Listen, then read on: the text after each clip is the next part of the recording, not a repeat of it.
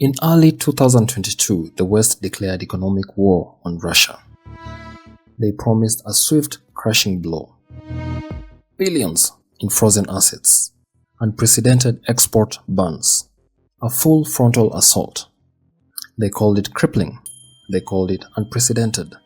But today, the reality is starkly different. While the West preached isolation, Moscow was quiet. What were they doing? They were strategic in building a new global order. The West targeted everything, from banks, energy giants, and critically, access to advanced technology, the so-called dual-use goods.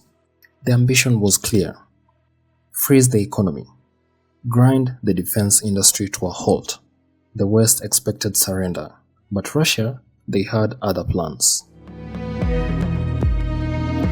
The Western sanctions regime fundamentally misunderstood Russia's adaptability and the global South's desire for independent trade. What the West intended as a cage, Russia transformed it into a catalyst for self-sufficiency and new partnerships. The Western strategy was simple: stop direct trade. Russia's response was even simpler: diversify and adapt. The game was never about cutting off trade entirely, but about creating new, robust channels. While direct exports from the EU and the US to Russia plummeted by almost 60 to 80%, this was merely a rerouting.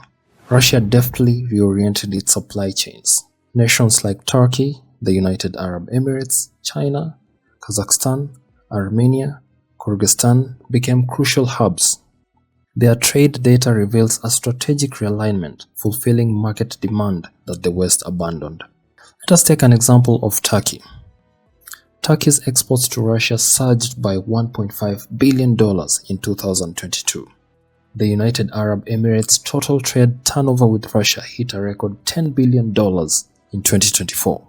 Kazakhstan's imports of dual-use goods from the EU or the US increased 2 to 3 times. And this does not mean those goods ended up staying in Kazakhstan. These goods then flowed into Russia. If you look at Armenia's exports to Russia, they tripled in 2022 to almost $2.5 billion. It even raised further to $3.6 billion in 2023. Things such as microchips, semiconductors, advanced electronics, the vital components for a modern economy and defense. These items, once from the West, now flow efficiently through new reliable corridors. Armenia's imports of microchips from the US surged by 515% in 2022, and 97% of this were re-exported to Russia. Even car exports from Armenia soared from $800,000 to, listen to this, $180 million in a year. The market, as it seems, always finds a way. Russian companies with state backing quickly mastered parallel imports, legally importing genuine products without trademark owners' permission. Over 100 categories of goods were approved for this by May 2022. This rapid, effective adaptation built a resilient alternative supply network. Over 76% of battlefield goods reaching Russia in 2023 came from China and Hong Kong, with Turkey and the United Arab Emirates as significant additional sources. This is a clear illustration of Russia's successful pivot. Now, let us take a look at the West's ultimate weapon, the dollar. They froze Russia's central bank reserves, cut off major banks from the SWIFT system, and expected financial paralysis. What did they get instead? They got an accelerated financial independence.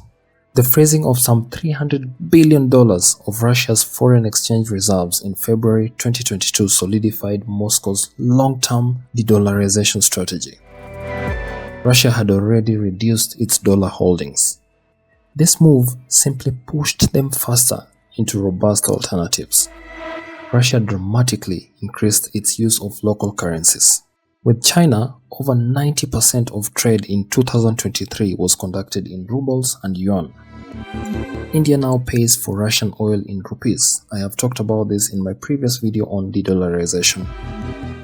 This isn't just about avoiding sanctions. It's about building a multipolar financial system, one where no single nation can hold the world hostage through its currency.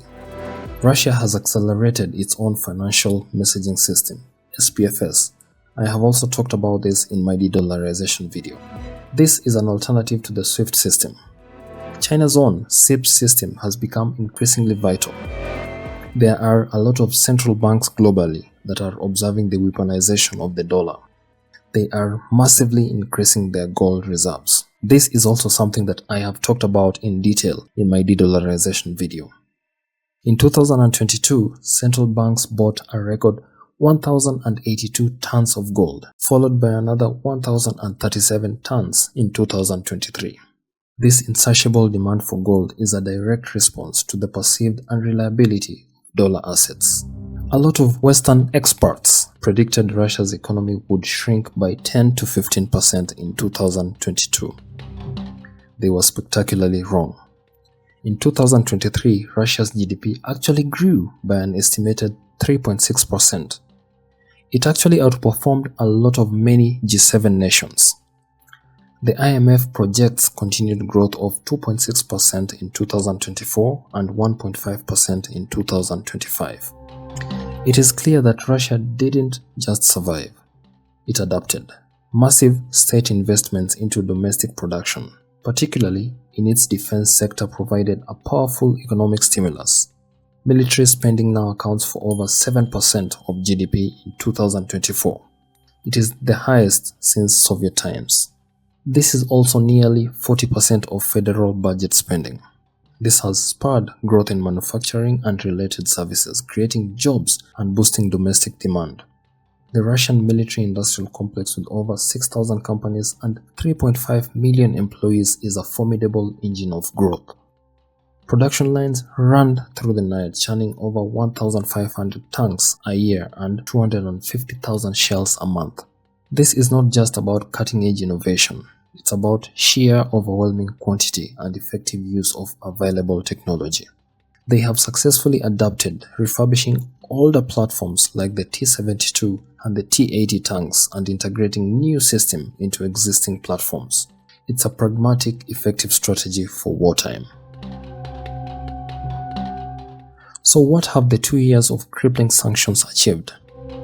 They clearly have not crippled Russia. Instead, they have accelerated a fundamental shift in the global order.